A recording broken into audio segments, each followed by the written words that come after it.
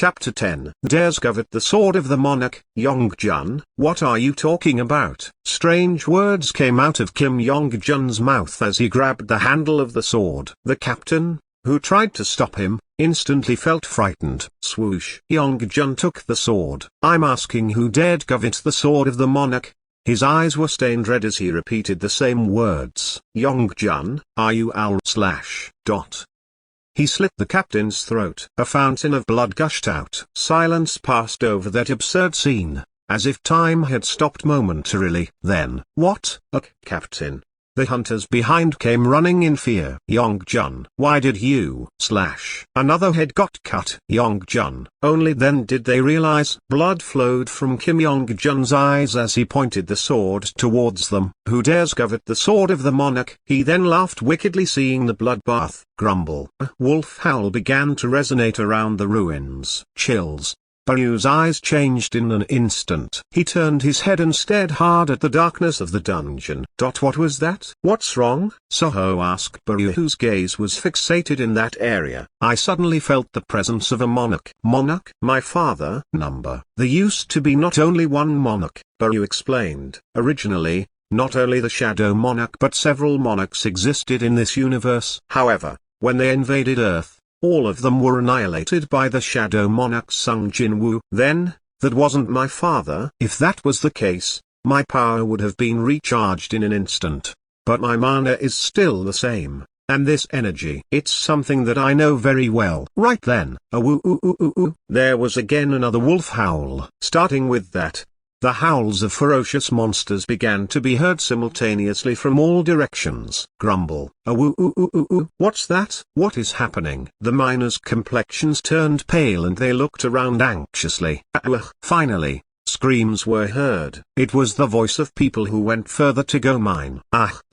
Every minute the screams were getting louder and closer. Then, a wolf suddenly attacked Soho from behind. Young master. I know. Soho thrust the pickaxe he was holding into the wolf's mouth. Crack. What the hell? Its teeth were so hard that the pickaxe was crushed to pieces. But that was able to buy some time. Spit. As the wolf chewed up the pickaxe and spit it out, Soho gave an order to the shadow goblins. Attack. Krrrk. The three shadow goblins attacked the wolf at the same time. Kurun. But it was not enough. The shadow goblins were also holding the same mining pickaxe that Soho used, and the wolf also chewed those up. The bodies of the goblins were bitten and torn apart, too. But, swoosh. Right then, the magic that escaped from Soho's body returned the bodies of the shadow goblins to their original state. Kick. The shadow goblins are immortal. They can be revived with young master's power. In an instant, the revived shadow goblins clung to the wolf's body. Then they stabbed the broken pickaxe into the wolf's body mercilessly. Slash, slash, slash. Grrrr. The wolf, which had been charging vigorously, tumbled on the floor, screaming unsightly. You have killed a steel-tooth lichen. No wonder it can chomp the pickaxe. However, just killing one isn't enough to alleviate the situation. The number of wolves that appeared was dozens, and the miners were being bitten helplessly by the wolves' steel teeth.